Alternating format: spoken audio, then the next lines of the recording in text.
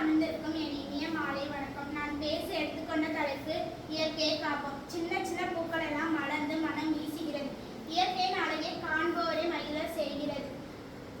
பாடித்திரியும் பறவைகளும் பூத்து குலுங்கும் பூக்களும் கனித்தரும் உயர்ந்த மரமும் ஜல் என்று ஓடும் நதியும் இவை அனைத்தும் இயற்கையின் மரம். இயற்கையின் செழிப்பே மனிதனின் செழிப்பு. ஆனால் நாமே அழிக்கின்றோம்.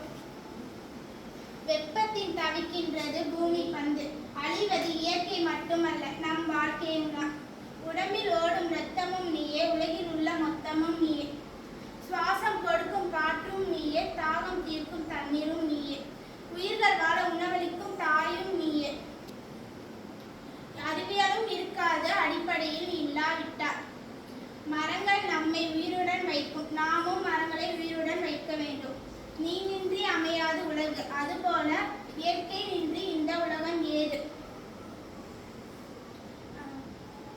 மனிதனை காக்க ஆயுதம் இயற்கையே. விழுவதில் அருவி அழகு, உறைவதில் பனி அழகு, தவழ்வதில் குழந்தை அழகு, உறவில் நட்பு அழகு. ஆனால் இயற்கையில் மொத்தமும் அழகு. இத்தனை சிறப்பு வாய்ந்த இயற்கையை நாம் மிக